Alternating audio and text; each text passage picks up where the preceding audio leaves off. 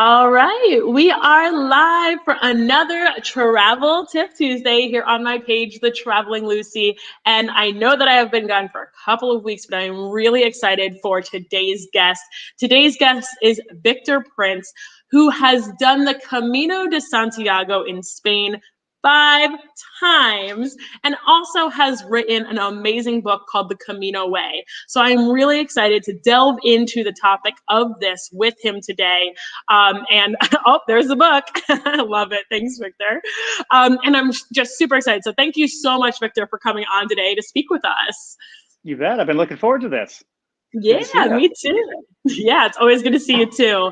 And so before we get into the nitty gritty of, the Camino de Santiago, which I'm excited to hear what people maybe have questions about and such, because there's just so much to delve into. Maybe people don't know about it.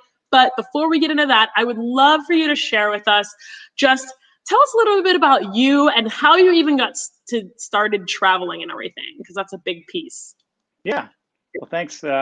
So I've always been a bit of a traveler, and the specific travel I do is I love doing hiking and biking trails, and I've done them all over the U.S. I've done them in trails in about 15 countries now, and I actually did the Camino not because I was looking, particularly to do this 1,000-year-old trail with a lot of history. I was looking for a trail that I could hike on for a month, for 30 plus days without camping, because I'm too lazy to camp. So that's kind of how I found the Camino, because the Camino is one of the few trails in the world where you can go for a whole month without needing to camp, because it's so old. It's over 1,000 years old. So the villages sprouted up along the way that you always have a place to stay. So that's kind of how I found the Camino.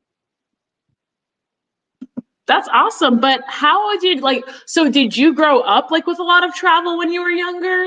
How did you kind of get even into the whole travel sphere of things? Because I know I didn't grow up with a lot of travel, and then I stumbled upon it and I'm like, oh my gosh, this is amazing. What have I been missing out my entire life? Yeah, I always traveled as a kid. My parents did a good job. They bought a motorhome when we were kids, and they drove us all around on vacation. So I saw before I was even old enough to drive myself. I probably went to 30, 40 plus U.S. states. And then after college, I started traveling quite a bit. That was my first trip overseas, and I've had a travel bug ever since. So it's kind of an interesting thing is I've heard that there's a gene that people say about 1/7 of the people have this travel gene. And as I look back in my family history and stuff too, I think my ancestors had it too, because they were moving all over the U.S. and traveling, from all over. So yeah, I think I've been born to travel a little bit. Oh, I love that. I've never heard of the travel gene, maybe because I didn't have it and maybe I developed it. I don't know, but a developmental gene. But yeah, no, I love that. It is just once you get that travel bug or whatever it might be, it definitely hits you and you just keep going. So yeah, that's awesome. I love that it's been a part of your life for so long, and then it's very natural that you would come across this. So you came across the Camino de Santiago. Tell us, first and foremost, I feel like a lot of people never even heard of the Camino de Santiago. Yeah. They might think Camino, is that where the truck was made or the car? But tell us a little bit about just it itself and how just what it is, because I think a lot of people just don't know in general. Yeah. So it's 1,000 years old. So I'll give 1,000 years of history in about 2 or 3 minutes. So somewhere around the year 830 AD, a priest in the northwest corner of Spain had reports of strange noises and lights outside of his church. So he went to investigate, and he found a grave, and he declared that grave to contain the remains of St. James, or Santiago, as he's known in Spanish, one of the 12 apostles. So he built a shrine. The shrine became a church. The church eventually would become a huge cathedral. And after he built that, word started getting out, because it was a big deal to have one of the apostles buried in Spain. So people started to visit. And then about 100 years later, in the year 950 AD, a priest from France walked 800 miles to come see the shrine for himself. And by doing so, he became the first pilgrim or peregrino from outside of Spain to walk the Camino de Santiago, the way to Santiago, the way to St. James, to see the shrine. And since then, people have been doing it ever since. So so that's kind of what the trail is. So the Camino de Santiago is actually a network of trails. So basically, if you take any spot in Europe and you draw a line to Santiago de Compostela, which is the town where the shrine was built and it now has the cathedral, basically any point from Europe going to Santiago de Compostela is a route on the Camino de Santiago. The most popular route is the one called the French Way, which is what the priest from France did, and that goes basically across the northern part of Spain. Takes you about 32 days of 15 miles a day to walk that. But there's other versions too. Like there's one that goes straight up through Portugal called the Portuguese Way. There's basically any which way you go across the Iberian Peninsula. There's a path to the Santiago de Compostela. So that's the Camino. That's the Camino de Santiago, and yeah. So that's what the trail is. And then there's a whole history about how it got popular and all that kind of stuff. I'd be happy to share as well.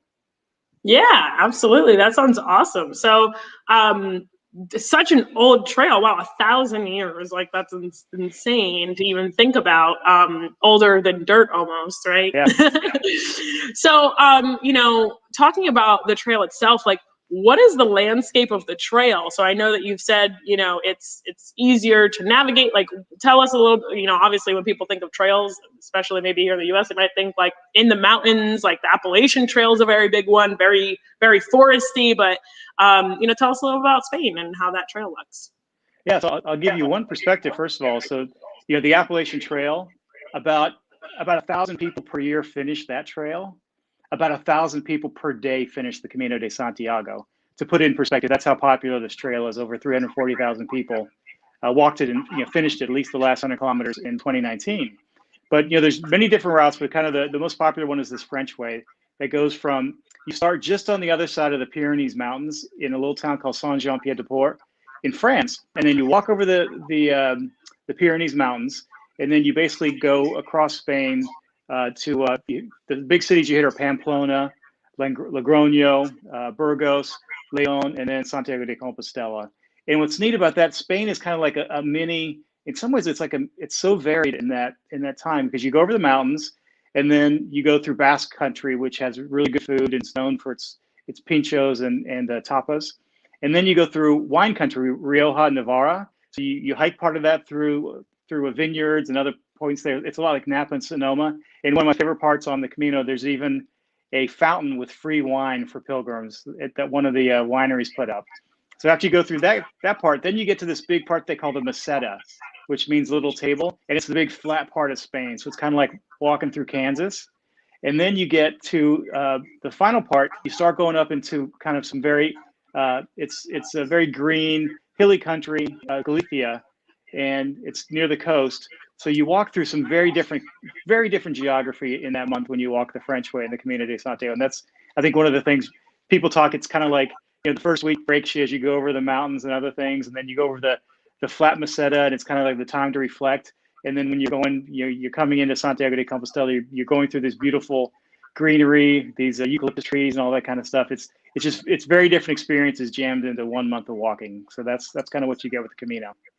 Wow, that sounds awesome. And eucalyptus is like my favorite. So I feel like that would just be like the most relaxing walk ever. Like, I would probably fall asleep. How do you not fall asleep on the trail with eucalyptus around? Well, you don't eat it. You don't eat it, but yeah. Well, no, not eat it, but like the smell. I mean, eucalyptus is nice. Used so much. So that's awesome. And wait, how do you even get past the wine though? Like the wine fountain, like, I'm sorry, I would be stopped like right there, like, hey, pick me up later. You definitely slow down after the wine fountain. That's funny. You gotta spend a day at the wine fountain. Love that. Oh wow, so that's so cool. I didn't realize how in depth the trail was with different landscapes and everything. I think that's one of the biggest things. I mean, granted, it is 500 miles long, right? Just under. It's about 480 or so. Yeah, right around 500 if you start just on that side of France and go to Santiago de Compostela. And some people go on another 3 to 5 days to get to the ocean itself, which can add on some more as well. Wow, yeah. That's crazy. So your first time doing the trail, like, tell me what was going through your head. Like, what did you expect? And then what did you get out of it? Because obviously I'm sure that, well, for you to do it 5 times, I'm sure something clicked there. So I'm excited to hear like kind of where your mind frame was at. Yeah. So I was doing it because I was taking a sabbatical from my career. I'd been in some pretty high pressure political jobs in DC. So I wanted to take 6 months off and just kind of travel and kind kind of reset myself. So I chose the Camino because I could do it without camping. So I did it kind of out of laziness. But then, I kind of had some of experience because I'd watched a movie called The Way, which is with Martin Sheen and Emilio Estevez, and that came out in about 2010.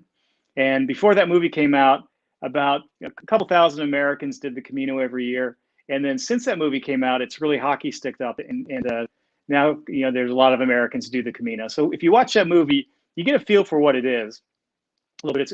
I like that movie quite a bit. And then so when I'm walking it, you don't know what to expect because you don't know the impact that walking 15 miles on average is going to have on your body. You don't know who you're going to meet. I think the magical thing about the Camino, particularly the French route, that most popular one, is that you're walking this, you're having this experience, this intense physical experience that also gives you this time for reflection, and you're sharing it with people from all over the world. So you end up meeting people from all over Europe, from a lot of Italians, a lot of Irish, a lot of Brits, a lot of Germans, a lot of Dutch, a lot of Spaniards, obviously, as well. So you meet people from all over the world, and you form these kind of intense friendships because you're sharing this experience. And then you leave the Camino, and you have this Camino family because you end up walking the same stages, every day with folks. So on my Caminos, I've now got a network of friends that I visited. I visited my friends in Ireland. I visited friends in Britain. I visited friends in California, all these other places. So to me, that's, I think, the coolest thing about the Camino. I've done a lot of trails. It's that social and historical thing about the Camino that really surprised me at how different it was than other trails. That other trails, I kind of had more of a solo experience, but this one became much more of a social experience. So I think that was the biggest surprise for me. Huh, that's awesome. So how long did it actually take you to finish it? Yeah, so the first time I did it, I started in Pamplona. So I didn't go over the mountains because it was easier to get to Pamplona. So I cut off the first 3 days. So the first one was 28 days of about 15 miles a day, and that got me to Santiago de Compostela. If you do it over the mountains in San Juan, it adds on about 3 days. So 31, 32 days get you to Santiago. But there's other routes too, where some people walk just a week of it. Some people walk it for 2 weeks. The only thing you have to do is if you want to complete it and get the certificate for completing it, you've got to walk at least the last 100 kilometers, which can take about 5 days is a good amount of time to do that at a certain pace. So. Okay, so if you want the certificate, you only have to walk 5 days? How many days? 100 kilometers. If you walk 100, okay. the last 100 kilometers, that qualifies you for the Compostela certificate. Or if you're on a bike, you can do it, and it takes 200 kilometers to qualify on a bike. Oh, that's not bad. Yeah. Right? Oh, okay. But no, what you were saying about just, meeting people and everything like that, I feel the same way just about travel in general. But that's so awesome that the trail is just so, like, first of all, that it's walked by so many people. And to think, like, I never even knew about it before I met you. I met you on Clubhouse. I'm like, I hear you talk about it all the time now, and I'm just like, I want to do the Camino de Santiago. Like, what have I been missing out on? And apparently everyone else in the world's doing it too. So it sounds like just an awesome trail, and I love the aspect of meeting new people, and I'm sure you meet so many people from different walks of life, people who are dealing with different things, people either they're trying to get a break from their life or that is their life. So that's awesome that it was such a impactful, obviously, experience for you to do it the next 4 times. So talk about how much time was in between the 5 times that you did it? Like, are you doing this like you're going home for a month and then you're like, okay, I'm going back. That's it. Yeah. So the first one I did was in 2013. And then I didn't go back again until about maybe 5 years later. 4 years later. Because so I actually met my partner, my girlfriend, on the Camino. So we ended up doing a lot of hiking trips together. The first time? She lives in Sweden, which is a whole nother story. But so a lot of times we'll meet and do hikes together as trips together. So we met the first time, yeah, and then okay. So then we went back about 3 or 4 years later and did the Portuguese Camino, and then since then I've gone back and done as when the book came out, I started doing Caminos as part of the way to support the book, and because I was doing as I walk the Camino now, I do videos along the way where I talk about lessons from the Camino, and I post those on Facebook and my other social media channels. And then so I go back for that reason. But the real reason you go back in the Camino, even if you're walking the exact same stretches, I have a favorite stretch. I love the first 2 weeks of the Camino Frances. But even if you go back and do that, the same stretch, it's a different experience because you might walk at a different time of year. So maybe you see different things there. But more importantly, you're walking it with all new people. So you meet all these new friends, and it's a different experience that way. So a lot of people, I've met many people who go back and do the Camino every year, even the same stretch, because it's different every time, mostly because of the people that you meet. Wow, that's incredible. So and that was actually one of my questions too. Like, so what is the best time of year, do you think, to walk the Camino? Like, I mean, Spain can get a little hot. Hot. That's a great question. So, first, if you're talking about the Camino Frances, the most popular one, it goes across northern Spain, which isn't as hot as southern Spain. Southern Spain can get like 100 degrees plus. Northern Spain typically doesn't get that hot. So if you live in Florida, or I lived in DC when I first did it, it wasn't as hot as that. Now, if you live in Scandinavia or Ireland, you think it's pretty hot. So it's all relative there. But in terms of what time of year to go, I usually start by saying when not to go. So don't go in August or July, because those are the busiest months on the Camino and in Europe in general. So what happens is there's a lot of competition for the beds along the way. So if you avoid August, July, you won't be as crowded, particularly in that last 100 kilometers into Santiago. So the best months to go are, I'd say probably one of the best ones is to go like October or late September. April, May, June are pretty nice too, because the weather's good and you don't have as much crowd and all that. And then the other times you don't want to go are in the dead of winter, like in the December, January. A lot of the places to stay, the albergues, they're called, the hostels for pilgrims, a lot of those are closed for the season. So that's kind of what I tell people: avoid August, July, go for April, May, June, October, and avoid the dead of winter. Okay, so the dead of winter, those places, like, you're pretty much having to camp. You have to camp, right? Yeah, I mean, or do people not do it? People do it, but fewer people. So you probably just have to put a lot more thought into where you stay, and maybe you're staying at more hotels and that kind of stuff. But it'd take a lot more planning to make sure you could do it, because Spain will get. I don't know if you want to camp out in December as well. There's points there where it can get pretty cold. So it just takes more planning. Absolutely, yeah. So when you say that you don't have to camp right along this trail, which is different than a lot of trails. I mean, a lot of people are familiar with the Appalachian Trail here in the US, and camping. So you don't have to camp. What are the options? You were saying hostels, like hotels, like how is this in the middle of nowhere? Like, are you walking through, you're saying you're walking through cities, but like how often are you walking through cities? Like, is that every 15 miles? Like, tell us a little bit of, I guess, about that, or the options for sleeping. Yeah. So you have most of the time on the trail, once again, I'm talking about the French way, there's a few big cities, and by big cities, I mean like 100,000 people kind of thing. So there's plenty of hotels and stuff that way. But along the rest of the Camino, you've got different options. So you've got the most common is what they call albergues. These are these hostels that are just made for Camino pilgrims. And so if you stayed in hostels in Europe, like, and you think about parties and college kids and that kind of stuff, that's not what these are. These are hostels where people come in and then they kick you out, usually like by 8 a.m. It's because they have to make room for the next day's worth of campers. So it's pretty sparse. You might be in a big shared room with maybe there's 50 bunk beds, or maybe you're in a room with 5 beds and you're sleeping with strangers, basically other pilgrims. But so that's one option. There's also private rooms along the way. So sometimes the hostels have a private room. So if you're not that into sleeping in a room with 50 strangers, a lot of times you can get a private room in the hostel, and maybe you're sharing the bathrooms. But then there's also hotels and other things along the way, because most of the time you're walking through pretty small villages. So on most of the Camino, there'll be a village, every few miles. So you don't have to bring a lot of food.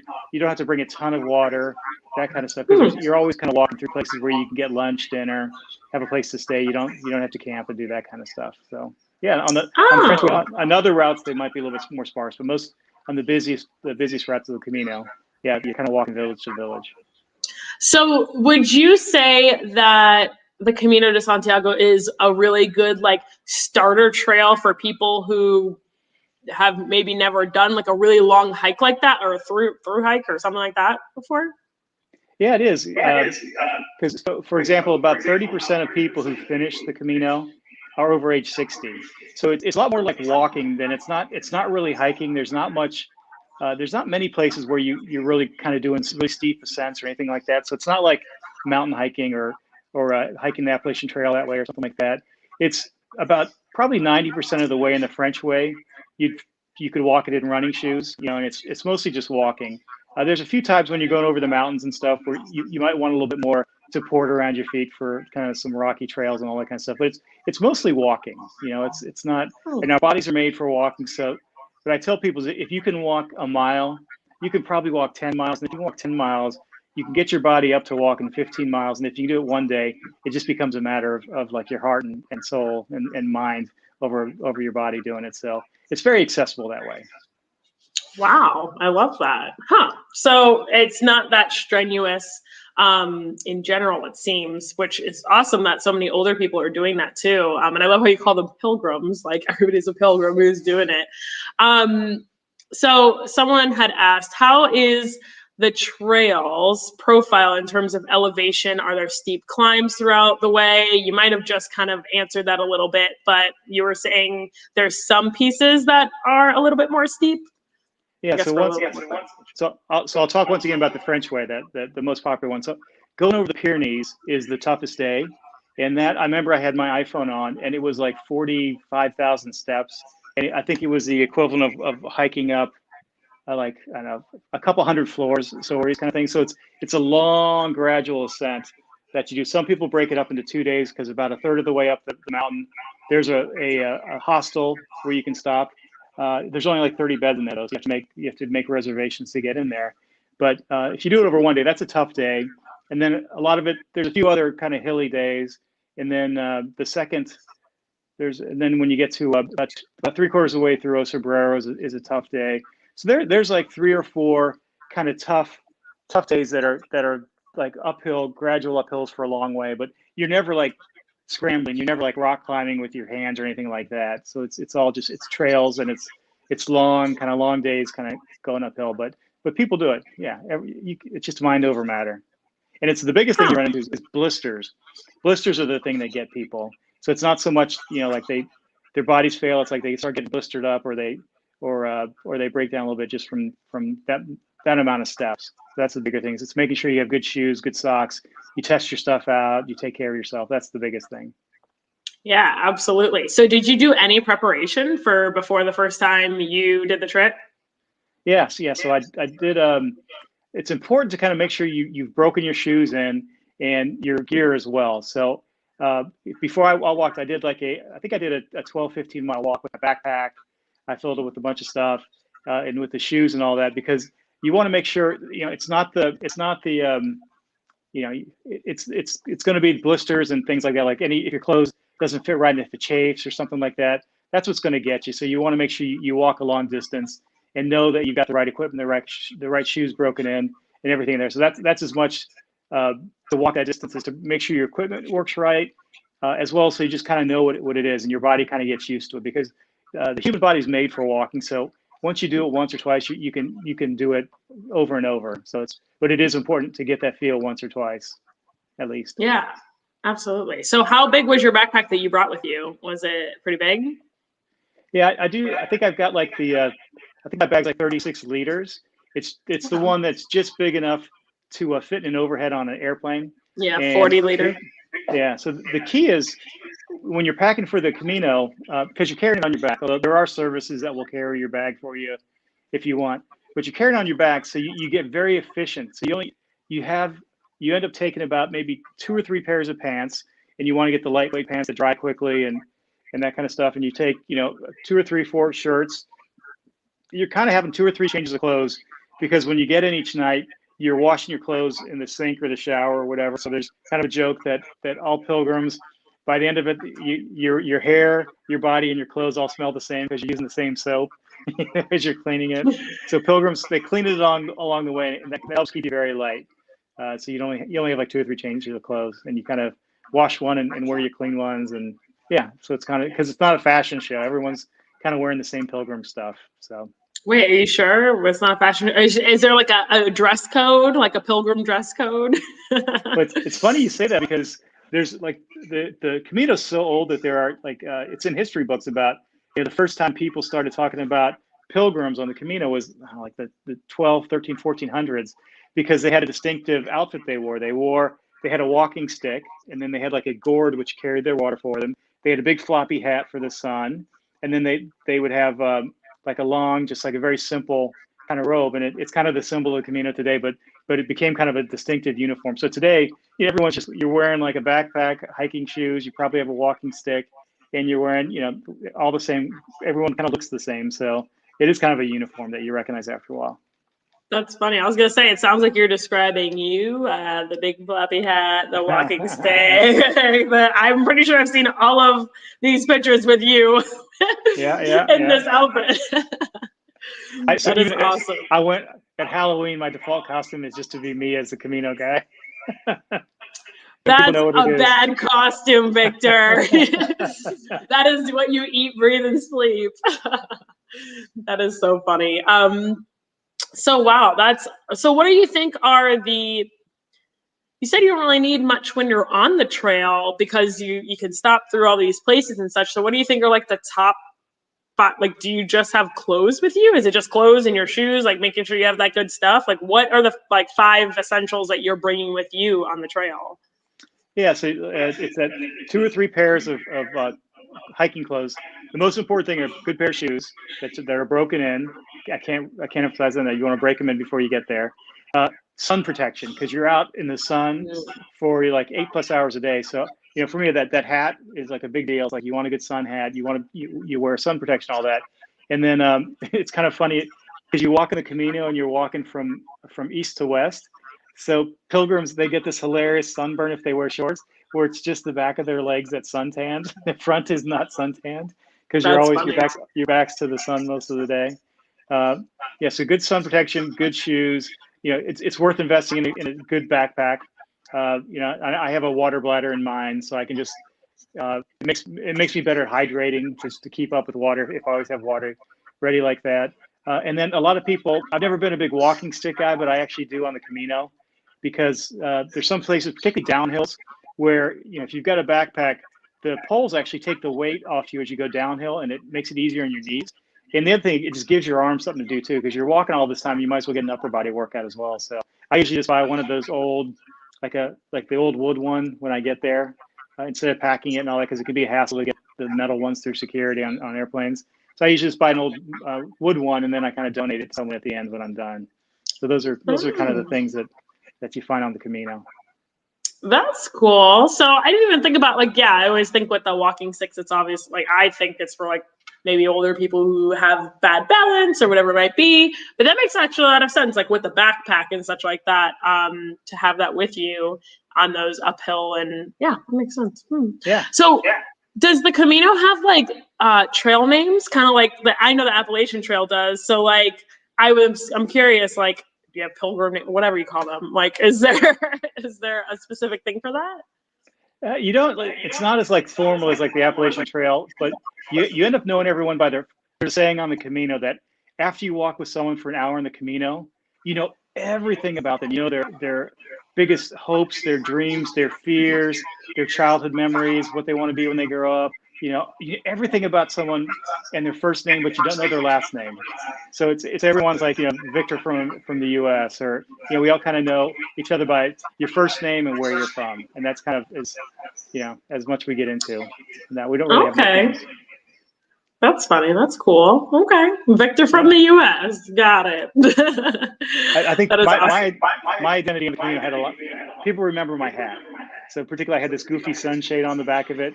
So I was like the guy with the big goofy green hat. So. Oh, I love that. That's awesome.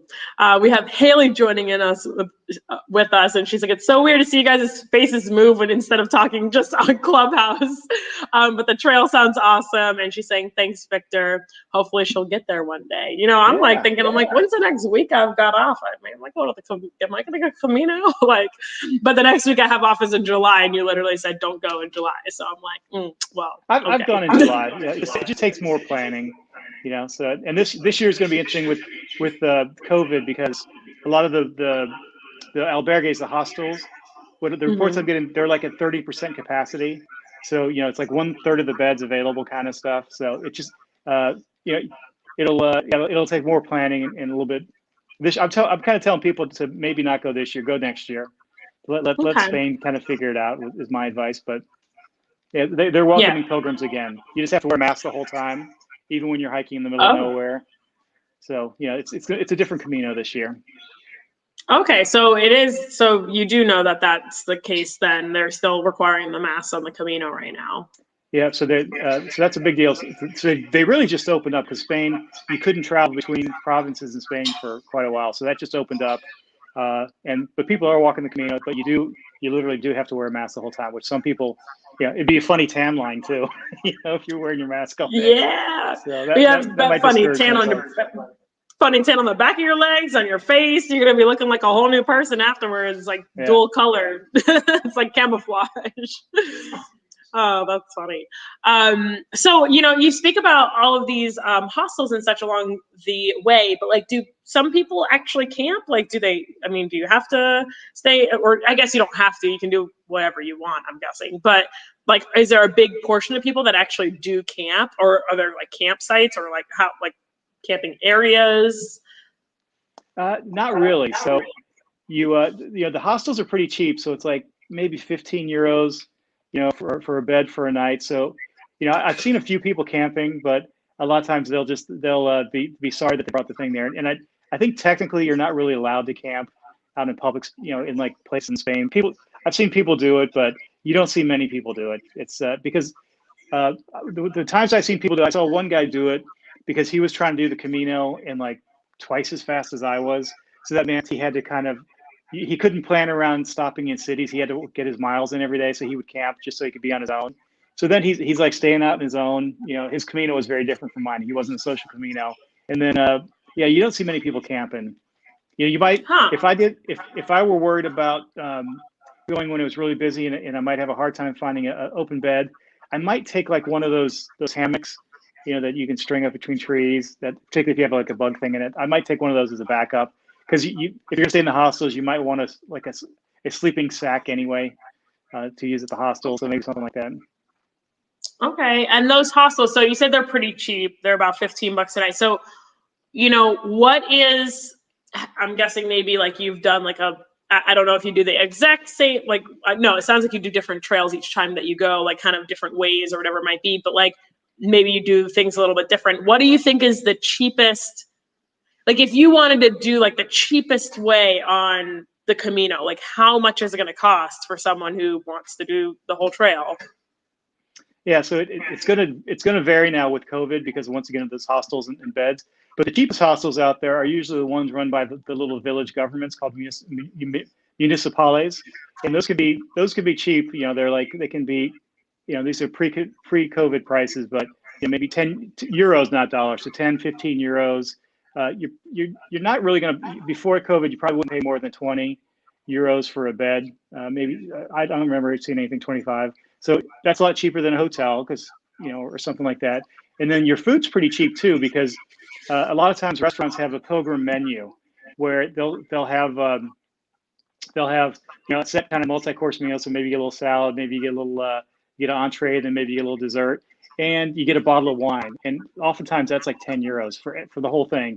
So wine is actually cheaper than water in Spain, and it's pretty good because it comes from right there from Rioja and other places. So you can it's a lot cheaper than other ways to travel because you're just walking, eating, and then staying in hostels. There's not a whole lot because it's not like you're going out buying a bunch of knickknacks because you got to carry it. So it's a pretty simple way to travel.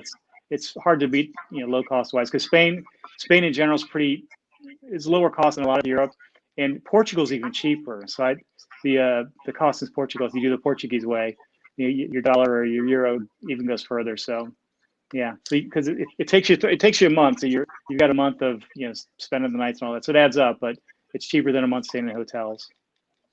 Yeah, absolutely. So you said that was a bottle of wine in a meal? Yeah, you get like a whole meal with a bottle of wine for like $10. Like literally, you can wine there. You can get wine for like three euros, and it's the wine the Spaniards drink, and it's pretty darn good. Wow, sounds great. I don't understand how people finish the trail, but got it. Got it. That's why a lot of people are surprised when they haven't lost like 20 pounds because they've been eating and drinking the wine. Yeah, no, I was gonna ask that. I'm like, how fit am I gonna get on this trail? It sounds like I'm being shoved wine. You're gonna be like if you walk it that far, you're gonna be in great shape and all that, but you'll be surprised that it's not like you're shedding pounds like every day. And the reason is the human body is really made for walking. It's very efficient, so you don't really burn that as much as you think you would. Is there anyone who like tries to like run the Camino? I think I've seen that. I've heard about people doing that. Yeah. Yeah. Okay. I didn't know if that was like uncommon or like not a part of the Camino way. you probably wouldn't want to do it with a backpack, so it'd be a little different, but I'm sure people do it. Yeah, I've seen people running with a backpack. Not my way to go, but that's all right. That's all right. So, how many more times do you think you're going to end up doing the Camino? Like you've already done it 5 times. Do you have another plan like to go again? I'm sure you do at least one more time, but like how much more do you think you're going to do it? Yeah, the reason I've done it so many times, I've done it like 3 times in the last 4 years before COVID, was because my book kept coming out in new languages. I walked it the first year for the English language one. Then it came out in Spanish, and I did it, and I had an event planned in Madrid. And then it came out in Chinese, so I walked it then again as well to promote that one. And it's coming out. It's supposed to come out in Korean next, so I'll probably do it for that one as well. But then there's other trails that are kind of Camino related. So just before COVID, we were supposed to walk this thing called Via Francigena, which is a Camino-like trail that starts all the way in Canterbury in England, and it goes all the way to Rome. So Tina and I were supposed to. We had planned that we were supposed to walk 5 days on this Via Francigena and then walk into Rome, and it ends in the Vatican. We were walking into the Vatican on Easter Sunday.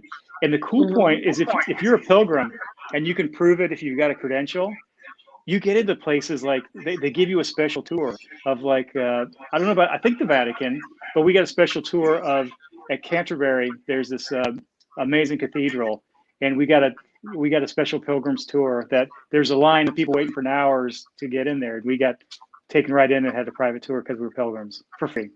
So wow, there's some benefits you get. Okay, pilgrim benefits. Got it. Okay, check.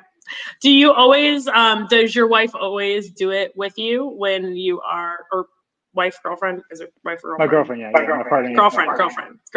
Girlfriend. So is she doing it with you every single time you do it now? We've done it. There's once or twice I've done it without her, but she's a school teacher, so sometimes we go around her vacation schedule. So yeah, there's twice I've done it without her, and she gets and I get in trouble for that. So I'm sure. Yeah, that's awesome. Well, that's cool. So there's a lot of languages out there, so you're probably gonna end up doing it quite a bit as your book comes out in different languages, I guess. So speaking of your book, tell us a little bit about that. What, obviously the Camino inspired you to make your book. For those of you guys who are listening, Victor Prince is the author of the book, The Camino Way, which is a co-author with Harper Collins. I've heard you say it so many times. I like know it. Yeah. So tell us a little bit about that book, and like, first of all, just what it is and how people can find it too.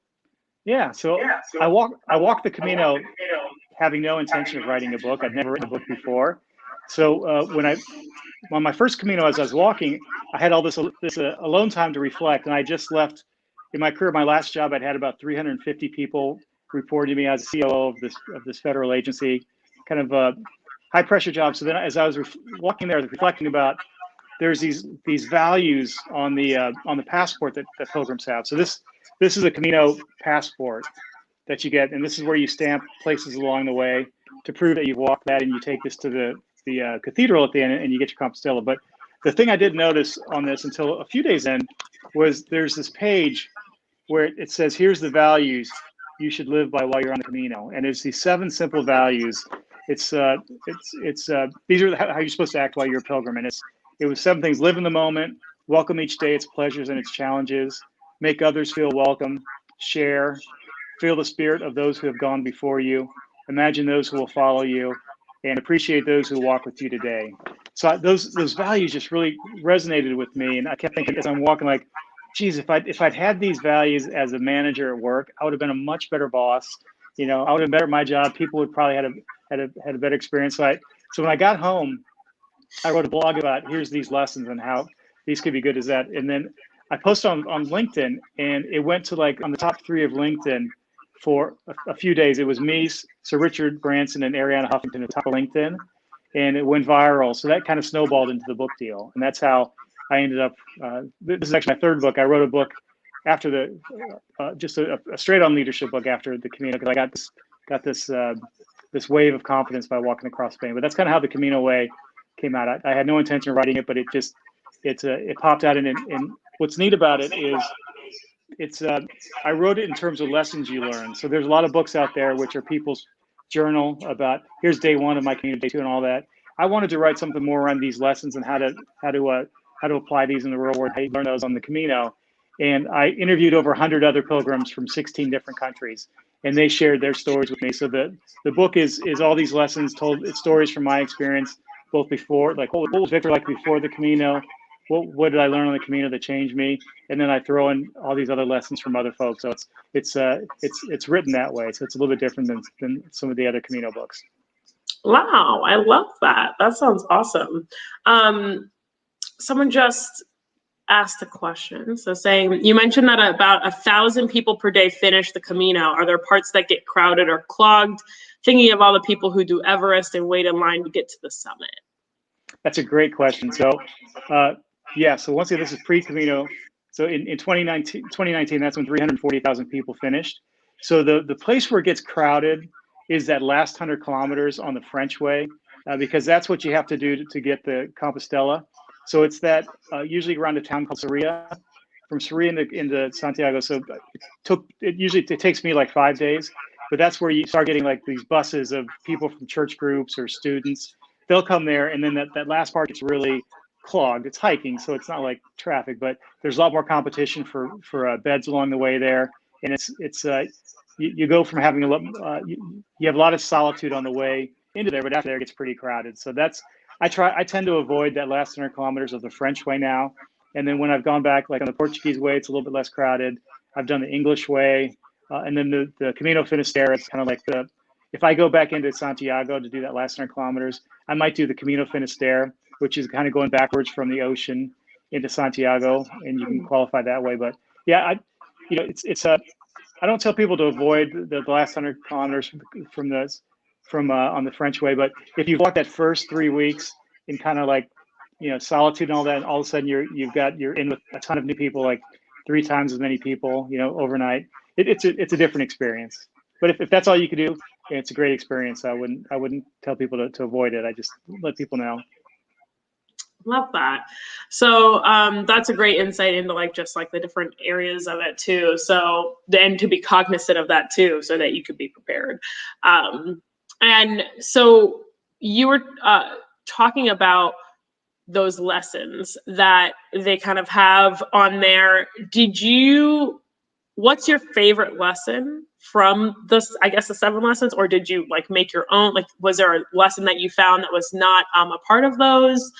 Just what's your biggest takeaway or biggest lesson that you've learned? Yeah, so I used those, but then came up with my own lessons as well. And then two of my favorite ones are put challenges into perspective, because the Camino teaches you that, and I have a story about that if you want. And then the other one is just welcome help, because you learn on the Camino that, I'm a guy, I don't like asking for directions and stuff, but at some point, when you're walking across the country, you're going to need help. And you learn that by welcoming help from others, you're not just doing a good thing for you.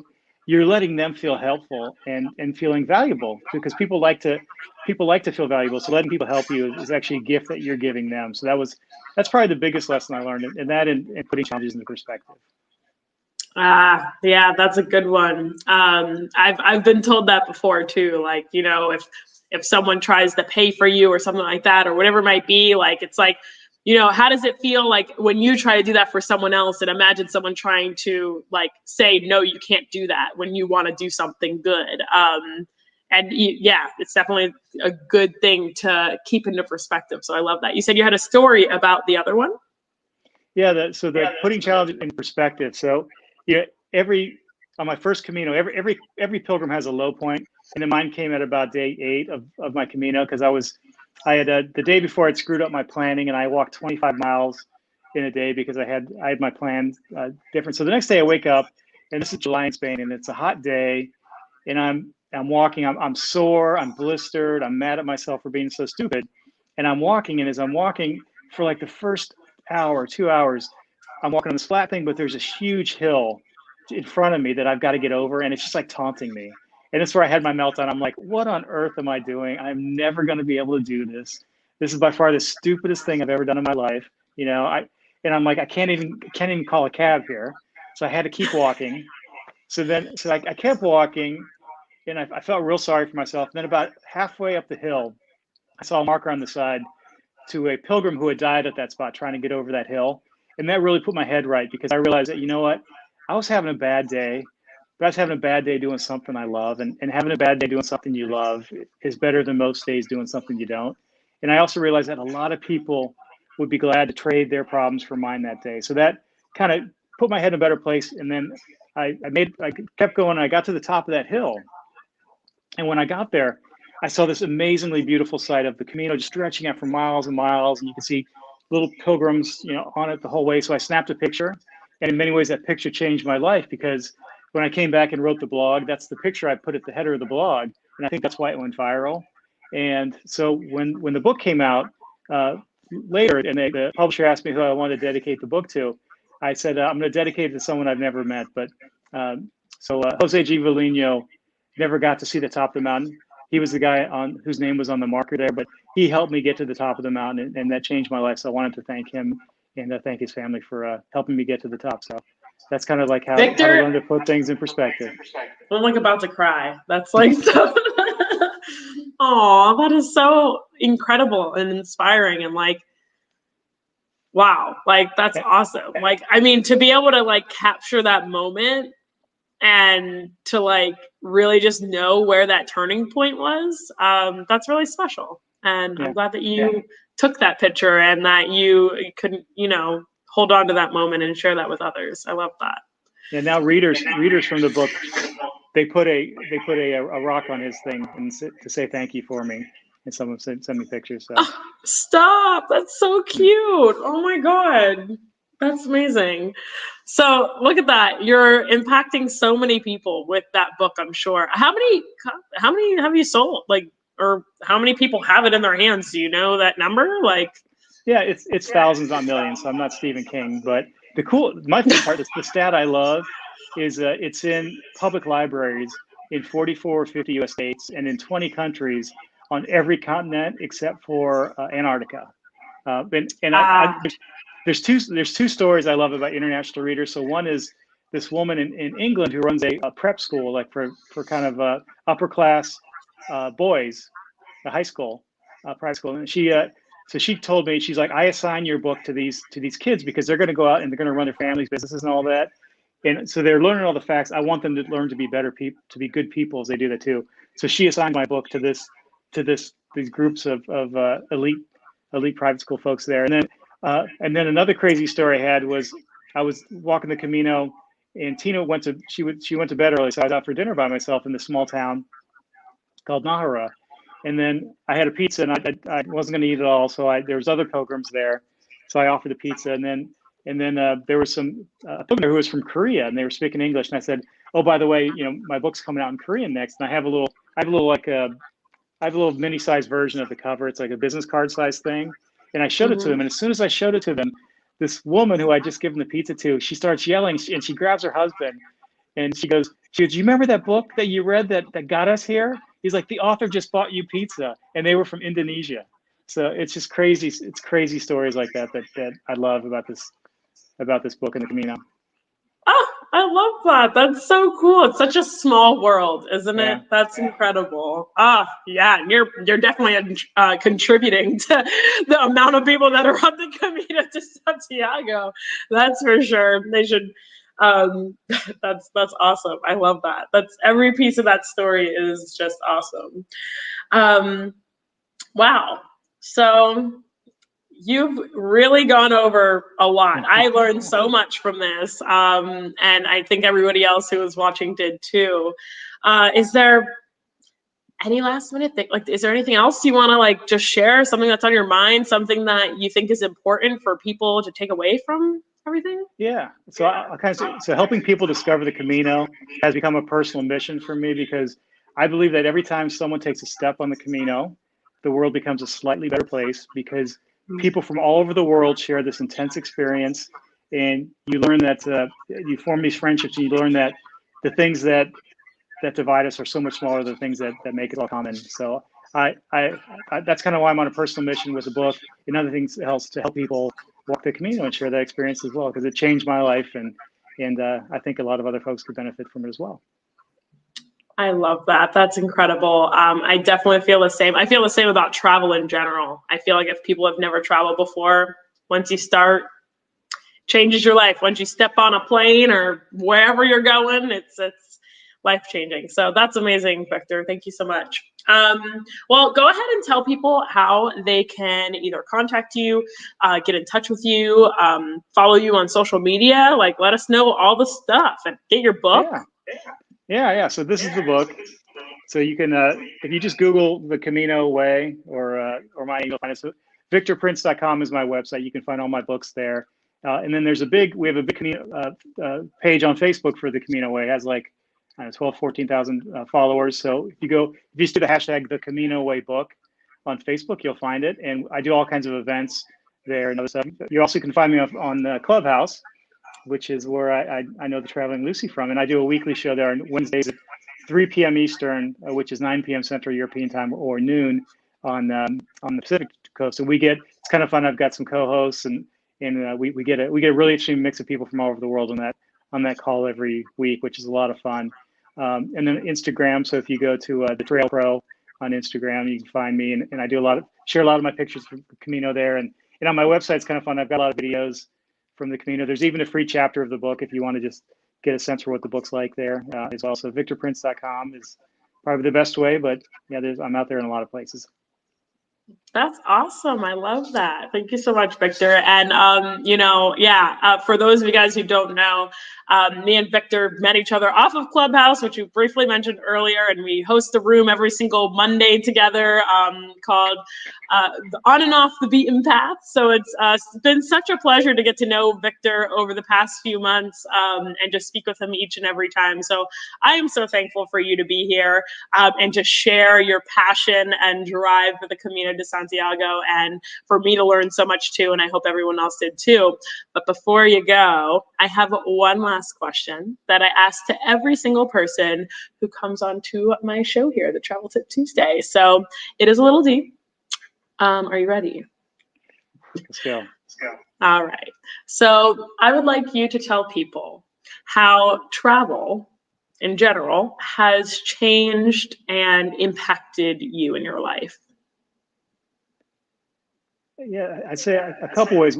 For the first 10 years when I started traveling internationally, every time I left and went to see the rest of the world, it made me appreciate the U.S. and my own home even more, because I realized how different things are and all that. And then now when I travel, I realize how much more we have in common than others. Yeah, so it opens your eyes in different ways, where you first start kind of seeing yourself from your old self, and then you become more of a citizen of the world the more you travel, and you kind of realize that we're not that different. So that's probably the best way I'd say it. I love that. I love that. Everybody says something very similar, but very different at the same time. So I love hearing that from each and every person. And citizen of the world, I think is a great way to put it. So thank you so much, Victor, for coming on here and sharing just all that you know about the Camino de Santiago, your book, The Camino Way, and all of your tips and tricks along the way. It's been an awesome bit here talking with you. And for those of you guys who are watching, thank you guys for watching. My name is Lucie, aka The Traveling Lucie, and I do this Travel Tip Tuesday every week with a new guest. So if you haven't already, feel free to subscribe to my YouTube channel and or like my page on Facebook, and you will get the updates of my upcoming Travel Tip Tuesdays and who my guests are.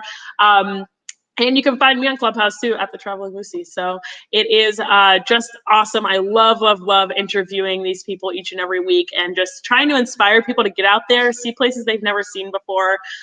It's been definitely just a passion of mine to be able to explore and hear about other people and what they do, because I haven't done everything in the world, not yet at least.